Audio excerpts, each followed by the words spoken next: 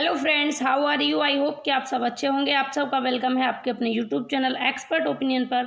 Discuss करेंगे EBS top 100 one liner questions के बारे में। ईबीएस के 100 महत्वपूर्ण क्वेश्चंस जो आपका CTET, UPTET, STET, state TET, BTET, आपका एसटेट या रीट, आपका कोई भी स्टेट का टेट हो, सभी के लिए इंपॉर्टेंट है।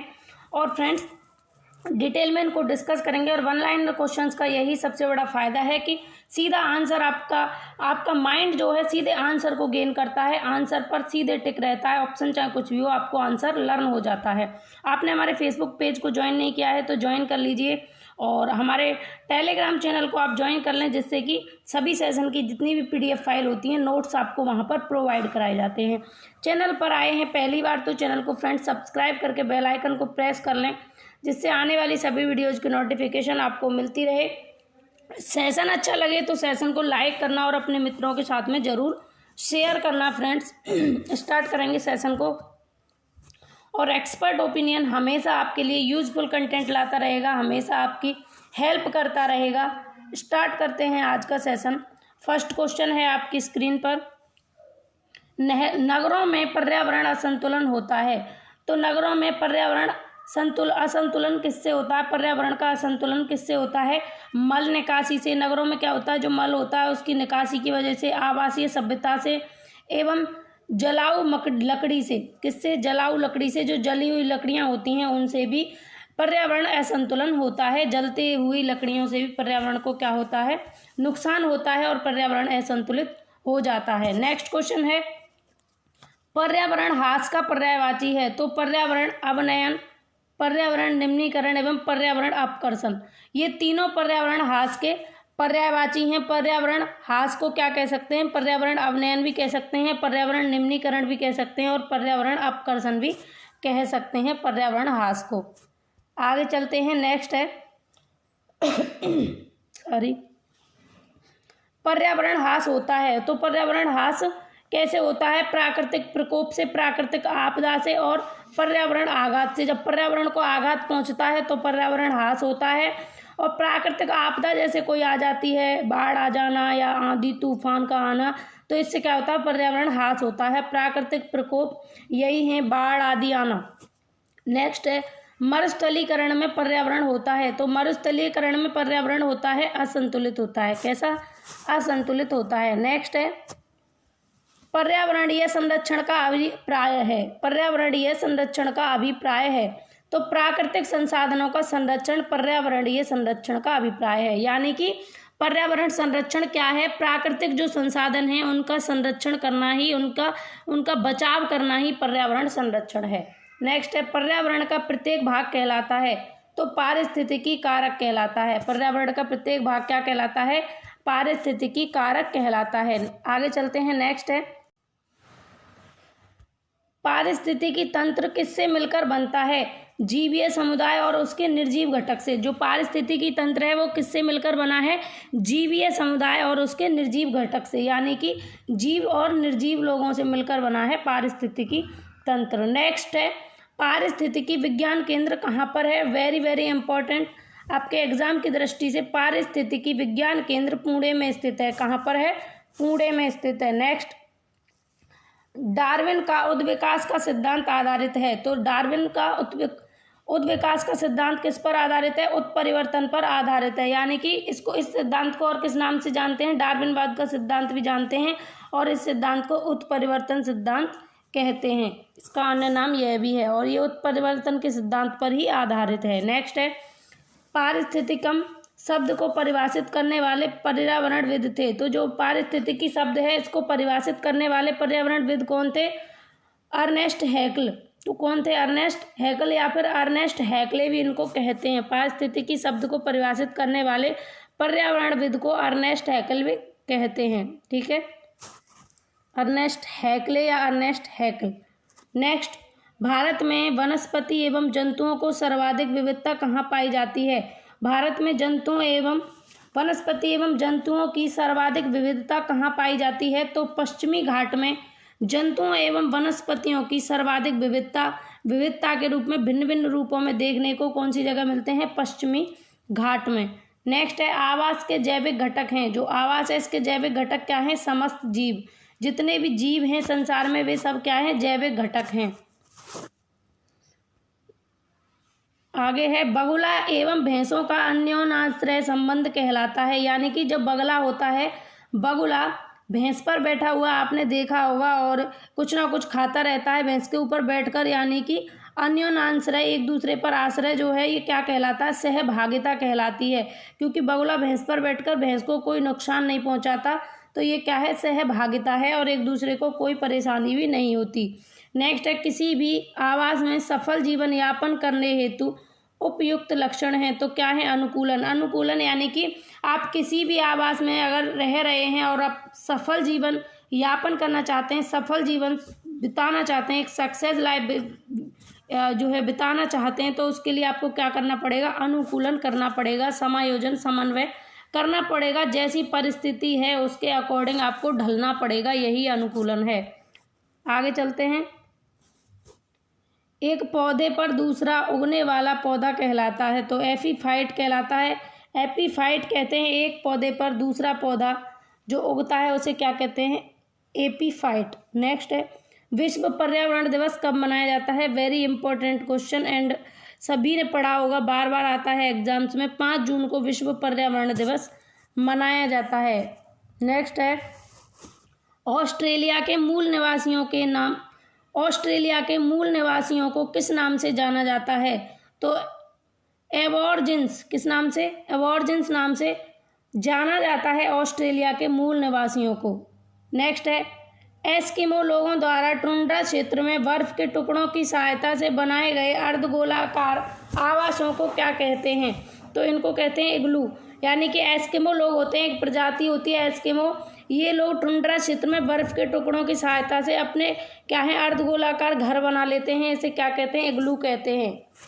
ये क्वेश्चन सीटेट में पूछा जा चुका है और अब भी पूछे जाने के चांसेस हैं कि एस्किमो अपना घर कैसे बनाते हैं। तो बर्फ के टुकड़ों से अर्धगोलाकार घर बनाते हैं, इग्लू, जिसे क्या बोलते हैं, इग्लू। नेक्स्ट है एस्किमो लोगों का ग्रीष्मकालीन निवास गृह क्या कहलाता है। तो ट्यूपिक कहलाता है। ठीक है, ग्रीष्मकालीन घर को क्या कहते हैं, ट्यूपिक कहते हैं। और अभी जो इग्लू की बात की ये कैसा है आप देख सकते हैं। इग्लू टुंड्रा क्षेत्रों में बर्फ के टुकड़ों की सहायता से बनाए गए अर्धगोलाकार, जब बर्फ के टुकड़ों से बनाए जाने की बात आए तो इग्लू होंगे। और ग्रीष्मकालीन यानी गर्मी में किस तरीके के घर बनाते हैं, तो इनके जो गर्मियों वाले घर होते हैं इनको ट्यूपिक कहते हैं। नेक्स्ट क्वेश्चन है ऐसा जीव संबंध जिसमें संबंधित जीव परस्पर लाभान्वित होते हैं कहलाता है। तो क्या कहलाता है, सहोपकारिता कहलाता है। ऐसा जीव संबंध जिसमें संबंधित जीव परस्पर लाभान्वित होते हैं, वही बगुले और भैंस वाला एग्जाम्पल यहाँ पर आ जाएगा, क्योंकि यहाँ पर परस्पर एक दूसरे जीव को लाभ मिलता है, कोई हानि नहीं होती। तो ये क्या कहलाती है, सहोपकारिता या फिर सहभागिता इसको कहते हैं। ठीक है। स्पाइरोगाइरा, हाइड्रला और यूलोथ्रिक्स क्या हैं। तो ये तीनों क्या हैं, जलोदवी हैं। क्या हैं, जलोदवी। स्पाइरोगाइरा, हाइड्रला और यूलोथ्रिक्स ये तीनों जलोदवी हैं। ठीक। नेक्स्ट है अम्ल वर्षा में कौन सा अम्ल उपस्थित होता है। तो नाइट्रस अम्ल उपस्थित होता है अम्ल वर्षा में। कौन सा, नाइट्रस अम्ल, नाइट्रस एसिड अम्ल वर्षा में उपस्थित होता है। नेक्स्ट हाइड्रोफाइटस होते हैं। तो हाइड्रोफाइटस क्या होते हैं, समुद्री जीव होते हैं जिनको हाइड्रोफाइटस कहते हैं। नेक्स्ट है लवणता को प्रति समुद्र जल में घुले नमक की मात्रा से व्यक्त किया जाता है। तो जो लवणता को कितने प्रति समुद्र जल में घुले नमक की मात्रा में व्यक्त किया जाता है, तो 1000 ग्राम प्रति लवणता को व्यक्त किया जाता है। समुद्र के जल में घुले नमक की मात्रा को व्यक्त करने के लिए प्रति 1000 ग्राम में व्यक्त करते हैं। नेक्स्ट कुछ पर्वतों पर हमेशा जमी रहने वाली बर्फ की नदियां डैश कहलाती हैं या उन्हें डैश कहा जाता है। तो क्या कहा जाता है, हिमानी। पर्वतों पर हमेशा जमी रहने वाली बर्फ की नदियां क्या कहलाती हैं, हिमानी कहलाती हैं। ठीक है, जिनमें हमेशा बर्फ जमी रहती है पर्वतों पर, ऐसी नदियों को क्या कहते हैं, हिमानी नदी कहते हैं। नेक्स्ट है भूदृश्य पर जल, पवन एवं हिम जैसे विभिन्न घटकों के द्वारा होने वाले क्षय को कहते हैं। तो जो भूमि पर क्या है, दृश्य पर जल, भूदृश्य पर जल, पवन एवं हिम जैसे विभिन्न घटकों के द्वारा होने वाले क्षय को अपर्दन कहते हैं। क्या कहते हैं? अपर्दन कहते हैं। यानी कि पवन एवं हिम जैसे विभिन्न घटकों के द्वारा जो क्षय होते हैं भूमि पर, क्या होते हैं, भूमि का क्षय होता है, उसे क्या कहते हैं? अपर्दन कहते हैं। जैसे भूमि पर मृदा का अपर्दन होना मृदा अपर्दन कहलाता है। मृदा क्षय होती है तभी तो कहते हैं मृदा अपर्दन। ऐसे ही किसी भी तरीके का क्षय अगर भूमि पर हो रहा है तो उसे क्या कहेंगे? अपर्दन कहेंगे। नेक्स्ट है, समुद्र तक पहुँचते पहुँचते नदी का प्रवाह धीमा हो जाता है तथा नदी अनेक धाराओं में प्रभावित हो जाती है, जिसको डैश कहा जाता है, तो इसे वितरिका कहा जाता है। समुद्र तक पहुँचते पहुँचते नदी का प्रवाह धीमा हो जाता है। जब नदी चलते चलते चलते चलते समुद्र तक पहुँचती है तो उसका प्रवाह क्या है? पहले हाई रहता है, स्पीड तेज रहती है, लेकिन समुद्र तक पहुँचते पहुँचते स्लो हो जाती है उसकी स्पीड, तथा नदी अनेक धाराओं में विभाजित हो जाती है। और नदी का क्या होता है? अलग अलग धाराओं में कोई धारा किधर चली जाती है, कोई धारा किधर चली जाती है, जिसको वितरिका कहा जाता है। नेक्स्ट है, समुद्री जल के ऊपर, जैसे मैं यहाँ पर आपको बताऊँ, ये नदी है और ये है समुद्र आपका, ठीक है। तो नदी जब समुद्र तक जाती है पहले हाई स्पीड में रहती है, फिर स्पीड स्लो रहती है, और स्लो के साथ साथ में इस नदी से अनेक धाराएं निकलकर कोई कहीं निकल जाती है। तो इस तरीके की स्थिति को क्या कहते हैं? वितरिका कहते हैं। नेक्स्ट है, समुद्री जल के ऊपर लगभग ऊर्ध्वाधर ऊंचे उठे हुए शैलीय तटों को कहते हैं, तो समुद्र भृगु कहते हैं। समुद्र जल के ऊपर लगभग ऊर्ध्वाधर उठे हुए ऊंचे शैलीय तटों को समुद्र भृगु कहते हैं। जो समुद्र जल के ऊपर, समुद्र का जल जो है ऊपर उठा हुआ ऊर्ध्वाधर एवं उठे हुए ऊंचे शैल जो बन जाते हैं उनको क्या कहते हैं? समुद्र भृगु कहते हैं। नेक्स्ट है, महासागरों की औसत लवणता कितनी होती है? तो महासागरों की औसत लवणता 35 भाग प्रति 1000 ग्राम होती है। नेक्स्ट है, विश्व जल दिवस कब मनाया जाता है? Very very important, most important question है आपके एग्जाम के लिए। 22 मार्च को मनाया जाता है विश्व जल दिवस। नेक्स्ट क्वेश्चन, पूर्णिमा एवं अमावस्या के दिन में सूर्य, चंद्रमा एवं पृथ्वी तीनों एक सीध में होते हैं और इस समय सबसे ऊंचे ज्वार उठते हैं। इस ज्वार को क्या कहते हैं? बृहत ज्वार कहते हैं। पूर्णिमा एवं अमावस्या के दिनों में, पूर्णिमा और अमावस्या दोनों के दिनों में सूर्य, चंद्रमा एवं पृथ्वी तीनों एक सीध में होते हैं। जैसे अमावस्या या पूर्णिमा होती है तो ये सूर्य है और ये चंद्रमा है और मान लीजिए ये पृथ्वी है, तो ये तीनों एक सीध में होते हैं और इस समय सबसे ऊंचे ज्वार उठते हैं। सबसे ऊंचे क्या होते हैं? ज्वार उठते हैं समुद्र में। इसे क्या कहते हैं? बृहत ज्वार कहते हैं। नेक्स्ट है, डैश मछली पकड़ने में भी मदद करते हैं, तो उच्च ज्वार, कौन से ज्वार? उच्च ज्वार मछली पकड़ने में भी हेल्प करते हैं। नेक्स्ट है, भार के अनुपात में जल में हाइड्रोजन व ऑक्सीजन का अनुपात होता है, तो 1:8 होता है। भार के अनुपात में जल में हाइड्रोजन एवं ऑक्सीजन का अनुपात। नेक्स्ट है, शुद्ध जल का पीएच मान होता है, तो शुद्ध जल का पीएच मान 7 होता है। कितना? 7 होता है। नेक्स्ट है, पानी का घनत्व किस तापमान पर अधिकतम होता है? तो पानी का घनत्व 4 डिग्री सेल्सियस पर अधिकतम होता है। कितने डिग्री सेल्सियस पर? 4 डिग्री सेल्सियस पर अधिकतम होता है। नेक्स्ट है, बहता जल मृत्तिका युक्त मृदाओं को काटते हुए गहरी वाहिकाएं बनाता है, जिसे डैश कहते हैं, तो इसे अवनलिकाएं कहते हैं। क्या कहते हैं? अवनलिकाएं, ठीक है। बहता हुआ जल जब मृत्तिका युक्त मृदाओं को काटते हुए, जैसे जल बह रहा है तो मृदा युक्त, जो मृत्तिका युक्त मृदाएं हैं उनको काटता हुआ चला जाता है जल और गहरी वाहिकाएं बनाता है, इन्हें क्या कहते हैं? अवनलिकाएं कहते हैं, ठीक है। नेक्स्ट है, पानी का शुद्धतम रूप है वर्षा का जल। पानी का शुद्धतम रूप क्या है? वर्षा का जल। ऐसे क्वेश्चन आता है आपके सीटेट में कि पानी का सबसे शुद्ध रूप कौन सा होता है या सबसे शुद्ध पानी कौन सा होता है, तो वर्षा का जल सबसे शुद्धतम होता है। नेक्स्ट है, विश्व के लगभग कितने प्रतिशत भूभाग पर जल है? तो 71% भूभाग पर जल पाया जाता है, 71% भाग पर जल पाया जाता है और लगभग अप्रॉक्सीमेट 29% पर स्थित है पूरी भूमि पर, पूरी पृथ्वी पर। नेक्स्ट है, मृत सागर क्या है? तो मृत सागर ऐसे सागर जो सभी महासागरों व सागरों से ज़्यादा नमकीन हैं, सबसे ज़्यादा खारे हैं, जहाँ पर नमक सबसे ज़्यादा मिलता है, ऐसे सागरों को मृत सागर कहते हैं। नेक्स्ट है, पोटेशियम परमैंगनेट जल को बना देता है, तो कीटाणु रहित बना देता है। पोटेशियम परमैंगनेट जब किसी भी जल में, किसी भी अशुद्ध जल में डाल दिया जाता है तो उसमें से सारे कीटाणु खत्म हो जाते हैं पोटेशियम परमैंगनेट से। नेक्स्ट क्वेश्चन, पक्षी अपनी गर्दन बहुत हिलाते हैं, इसका कारण है? तो पक्षियों की आंखों की पुतली घूम नहीं सकती, इसलिए वे अपनी गर्दन बार बार घुमाते हैं। ये एनसीईआरटी से क्वेश्चन है और मैंने एनसीईआरटी पूरी डिस्कस की हुई है, चैनल पर प्लेलिस्ट बनी हुई है, अगर आपने नहीं देखी तो आप देख सकते हैं। एनसीटेट 2020 एनसीईआरटी कंप्लीट एनसीईआरटी मैंने वहाँ पर कराई हुई है, ठीक है। नेक्स्ट है, बिहार राज्य के लोगों के लिए मधुमक्खी पालन शुरू करने की सबसे अच्छी अवधि कौन सी है? तो अक्टूबर से दिसंबर के महीने में सबसे अच्छी अवधि होती है मधुमक्खी पालन की। ये दोनों क्वेश्चंस आपको एनसीईआरटी में कराए हुए हैं और एनसीईआरटी से सीटेट में जितने भी क्वेश्चन बनते हैं फ्रेंड्स, ये यहाँ पर जितना भी आपको कराया गया है सीटेट के लिए उतना सफिशिएंट है एनसीईआरटी से। इससे आगे ज़्यादा कुछ पूछा नहीं जाएगा, जितनी भी इम्पोर्टेंट चीज़ें थी मैं सब डिस्कस कर चुकी हूँ।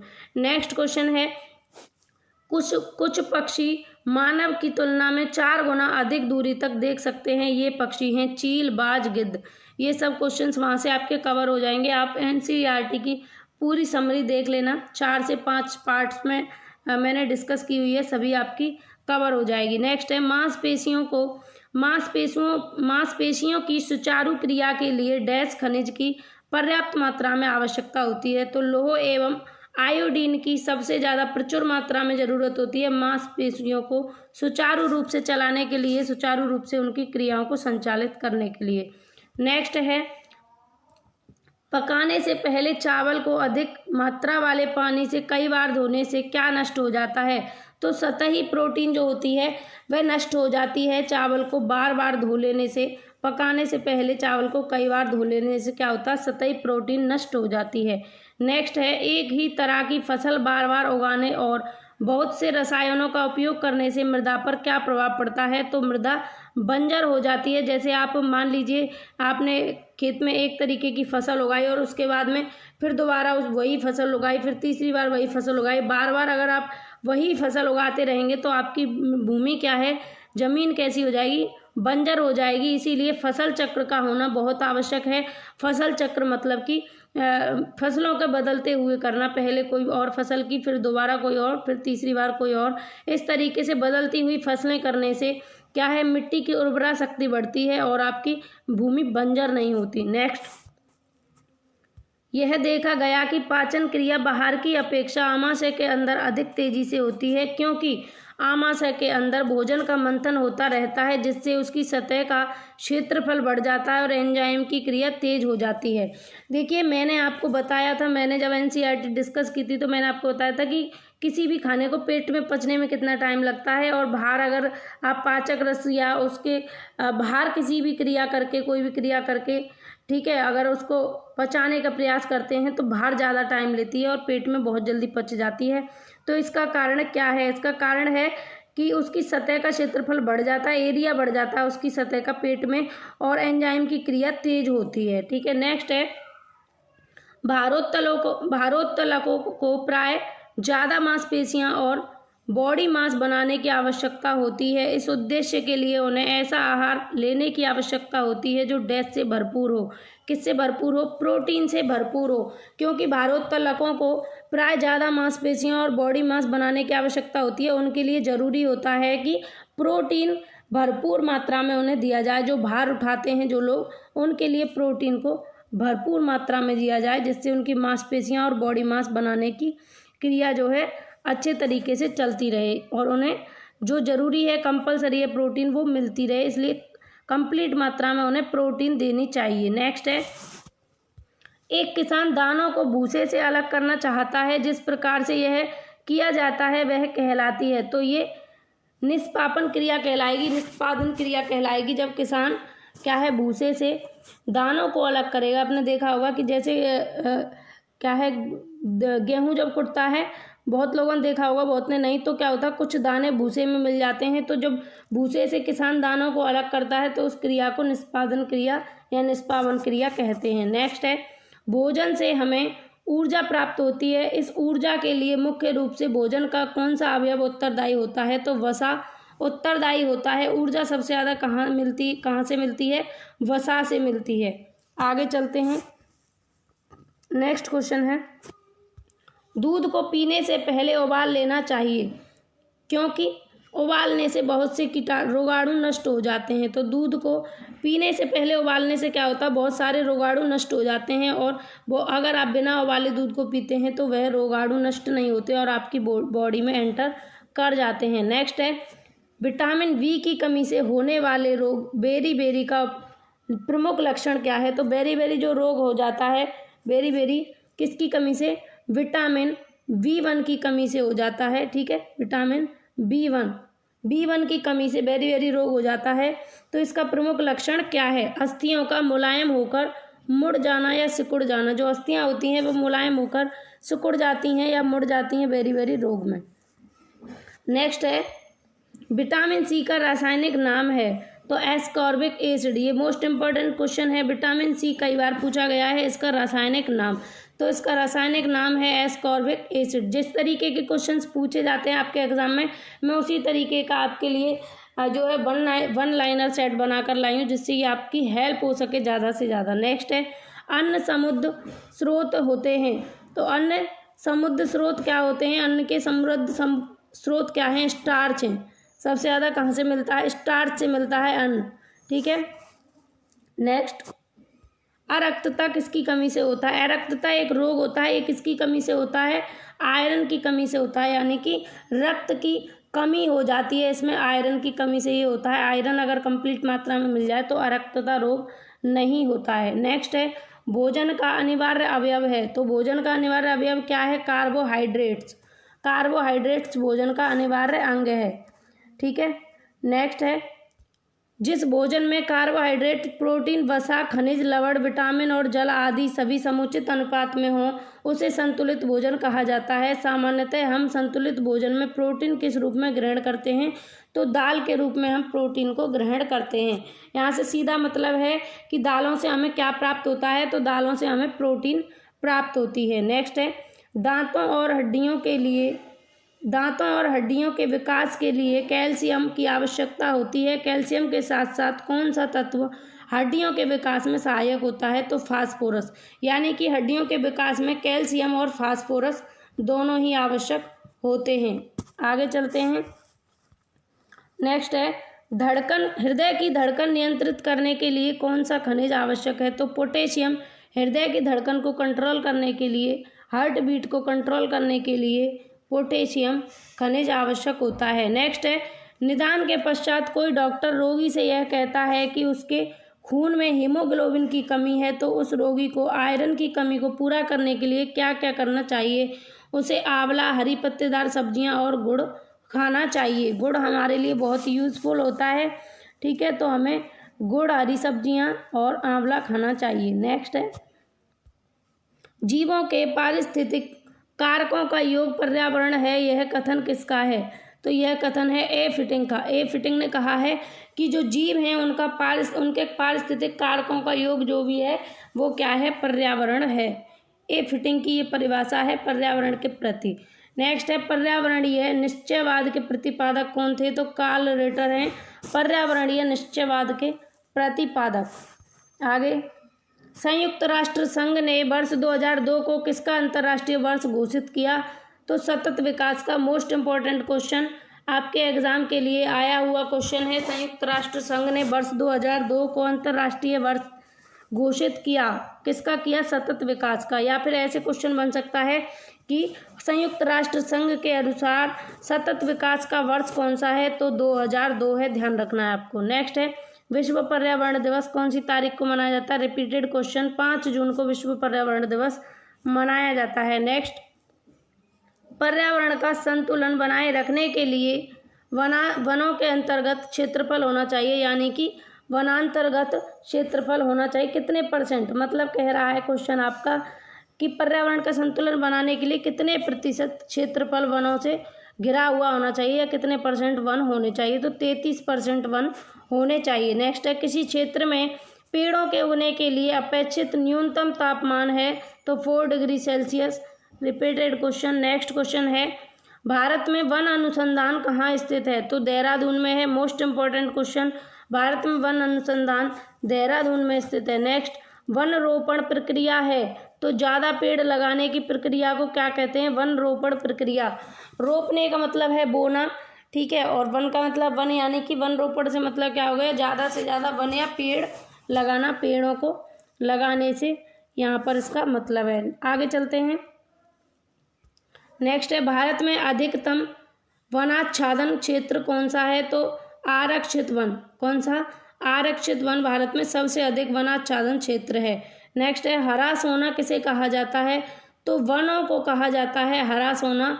वन हमारे हरे सोने हैं।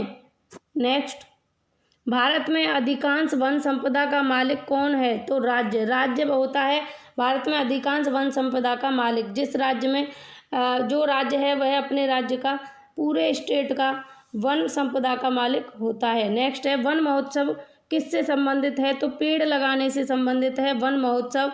वन महोत्सव में किसके लिए जागरूकता फैलाई जाती है? तो पेड़ लगाने के प्रति लोगों को जागरूक किया जाता है जब वन महोत्सव मनाया जाता है। और आपने देखा होगा वन महोत्सव के दिन जगह जगह पे लोग अनेक पेड़ों को लगाते हैं। आगे चलते हैं। नेक्स्ट है, सोपान कृषि कहाँ की जाती है? तो सोपान कृषि पहाड़ों के ढलान पर की जाती है। कहाँ पर की जाती है? पहाड़ों के ढलान पर की जाती है सोपान कृषि। जैसे ये ऊंचे ऊंचे पहाड़ हैं और इनसे जो है ढली हुई कुछ ये ढलान सा बना हुआ है और इस पर की जाती है आपकी पहाड़ों पर ढलान, सोपान कृषि। कौन सी कृषि? सोपान कृषि। नेक्स्ट, पर्यावरण अध्ययन की प्रकृति है कैसी है? बहुआनुशासिक। ये आपको ध्यान रखना है। मैंने पहले भी आपको 100 क्वेश्चंस जब कराए थे तो मैंने उसमें भी क्वेश्चन इंक्लूड किया था। मोस्ट इम्पोर्टेंट है, पर्यावरण अध्ययन की प्रकृति कैसी है? तो बहुअनुशासिक है। आप एक अनुशासिक, अनुशासिक मत कराना। क्या है? बहुअनुशासिक पर्यावरण की प्रकृति है पर्यावरण अध्ययन की। इसमें बहुत सारी चीज़ों को इंक्लूड करके पढ़ाया जाता है। नेक्स्ट है, हम चारों ओर जिन दशाओं से घिरे हुए हैं उनका योग कहलाता है। तो हम चारों ओर से जिन दशाओं से घिरे हैं उनका योग क्या है? पर्यावरण है। मैंने आपको जब समझाया था पर्यावरण के बारे में डिटेल में, तो मैं आपको बताया था कि पर्यावरण 2 शब्दों से मिलकर बना है, परिधन आवरण। परि का अर्थ है चारों ओर और आवरण का अर्थ है घेरा, यानी कि हम चारों ओर से जिन वस्तुओं से घिरे हुए हैं वही क्या है? पर्यावरण है। अगर आपने वो वीडियो देखी होगी तो आपका एक भी क्वेश्चन गलत नहीं होगा। और फ्रेंड्स नेक्स्ट है, आगे बढ़ते हैं। वैश्विक पर्यावरण के लिए सर्वाधिक महत्वपूर्ण वन है तो उष्णकटिबंधीय वन सबसे ज़्यादा महत्वपूर्ण है वैश्विक पर्यावरण के लिए। आगे चलते हैं। पर्यावरण उन बाहरी दशाओं और प्रभावों का योग है जो पृथ्वी तल पर जीवों के विकास चक्र को प्रभावित करते हैं। यह कथन किसका है? निकोलस का है ये कथन कि पर्यावरण उन बाहरी दशाओं और प्रभावों का योग है। मतलब जो बाहरी दशाएं हैं, प्रभाव हैं, जो पृथ्वी पर जीवों के विकास चक्र को प्रभावित करती हैं। जीव जो विकास करते हैं उनको विकास को प्रभावित करने वाली चीज़ों को पर्यावरण कहते हैं। ये किसने कहा? निकोलस ने कहा है। नेक्स्ट है, पर्यावरण एक बाह्य शक्ति है जो कि हमें प्रभावित करती है। यह कथन है सीसी पार्क का। ये मैंने आपको कराया हुआ है। नेक्स्ट, विश्व में पर्यावरण जागरूकता की शुरुआत की थी। तो विलियम हेबर्ट ने विश्व में पर्यावरण जागरूकता की शुरुआत की थी। नेक्स्ट, पर्यावरण का जैविक कारक है तो वनस्पति पर्यावरण का जैविक कारक है। आगे चलते हैं। क्योंकि जो वनस्पति होते हैं वो कैसे होते हैं? सजीव होते हैं। वनस्पति कैसे होते हैं? सजीव होते हैं। इनको निर्जीव समझकर अजैविक कारक नहीं कर देना। आप जैविक कारक होते हैं पर्यावरण के वनस्पति। नेक्स्ट है, पर्यावरण में सम्मिलित है, क्या क्या सम्मिलित है? जलमंडल, वायुमंडल, स्थलमंडल, ये तीनों पर्यावरण में सम्मिलित हैं। इनसे मिलकर ही पर्यावरण बनता है। नेक्स्ट है, पर्यावरण अध्ययन की प्रकृति है तो बहुअनुशासिक इसकी प्रकृति है। नेक्स्ट, रंग पर्यावरण और स्वास्थ्य पर्यावरणीय शिक्षा की एक प्रमुख विधि है जो आधारित है। तो रंग पर्यावरण और स्वास्थ्य पर्यावरणीय शिक्षा की एक प्रमुख विधि प्रदर्शनी पर आधारित है। किस पर आधारित है? प्रदर्शनी पर आधारित है। नेक्स्ट है, पर्यावरण एक अविभाज्य समष्टि है जिनकी रचना होती है। तो पर्यावरण की रचना किस किस से होती है? भौतिक, जैविक एवं सांस्कृतिक तत्वों वाले पारस्परिक क्रिया तंत्रों से पर्यावरण की प्रकृति बनती है या समष्टि बनकर तैयार होती है, रचना तैयार होती है। भौतिक और जैविक और पारस्परिक क्रियाशील तंत्रों से। आगे चलते हैं। नेक्स्ट है पर्यावरणीय निश्चयवाद के प्रतिपादक कौन हैं? तो पर्यावरणीय निश्चयवाद के प्रतिपादक हैं कार्ल रेटर। नेक्स्ट क्वेश्चन, प्रभावकारी दशाओं का वह संपूर्ण योग जिसमें जीव रहते हैं कहलाता है। तो क्या कहलाता है? पर्यावरण कहलाता है। आगे चलते हैं। नेक्स्ट क्वेश्चन है पर्यावरण के घटकों में आप किसे शामिल करेंगे? तो वायु, जल एवं मृदा को पर्यावरण के घटकों में शामिल किया जाएगा। नेक्स्ट है पर्यावरण के प्रमुख कारकों में निम्न में से कौन सा कारक सम्मिलित है?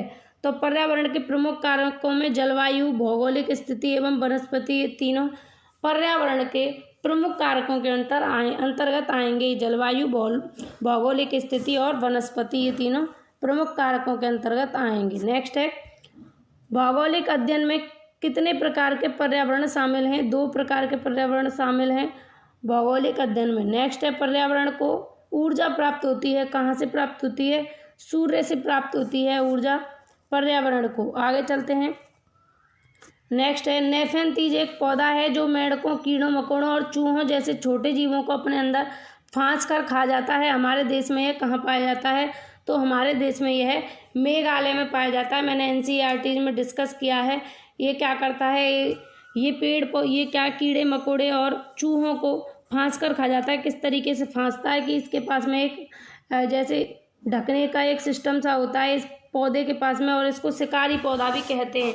तो ये साइड में हटा देता है अपने ढक्कन को, और फिर क्या है खुली जगह से इसके अंदर से एक आकर्षक स्मेल आती है, खुशबू आती है, जिसको देखकर कीड़े मकोड़े इसके अंदर घुसने का प्रयास करते हैं। और जैसे ही वह इसके अंदर घुसते हैं तो ये अपना ढक्कन बंद कर देता है, जिससे क्या होता है ये कीड़े मकोड़े छोटे जीव जंतुओं को और चूहों को खा जाता है फंसाकर। और ये पौधा हमारे यहाँ पर मेघालय में पाया जाता है। नेक्स्ट, डैश के लिए मछली घर में हवा वाला पंप रखा जाता है। तो अधिक ऑक्सीजन को पानी में घुलने के लिए मछली घर में हवा वाला पंप रखा जाता है। ये क्वेश्चन पूछा जा चुका है कि मछली घर में अगर आप हवा वाले पंप को रख रहे हैं तो इसका कारण क्या है? तो इसको ध्यान रखना है आपको, ऑक्सीजन को पानी में घोलने के लिए ये सब किया जाता है। आगे चलते हैं। नेक्स्ट है विश्व जैव विविधता संरक्षण से संबंधित है। तो विश्व जैव विविधता संरक्षण से संबंधित क्या है? Nagoya protocol. नगोया प्रोटोकॉल विश्व जैव विविधता संरक्षण से संबंधित है। नेक्स्ट है सर्वाधिक जातिगत विविधता कहाँ पाई जाती है? तो विषुवत रेखीय सदाबहार वन में सर्वाधिक जातिगत विविधता पाई जाती है। आगे चलते हैं। नेक्स्ट है सबसे कम जैव विविधता किस महाद्वीप में पाई जाती है? तो अफ्रीका महाद्वीप में सबसे कम जैव विविधता पाई जाती है। कौन से महाद्वीप में? अफ्रीका महाद्वीप में। ग्रेट इंडियन बस्टर्ड है। तो ग्रेट इंडियन बस्टर्ड क्या है? संकटग्रस्त जाति है ग्रेट इंडियन बस्टर्ड। आगे चलते हैं। नेक्स्ट है साइलेंट वैली के चर्चित होने का कारण क्या है? जैव विविधता साइलेंट वैली के चर्चित होने का कारण है क्योंकि साइलेंट वैली में जैव विविधता सबसे ज़्यादा पाई जाती है। नेक्स्ट है ओरण किसे कहते हैं? पवित्र वन को ओरण कहते हैं।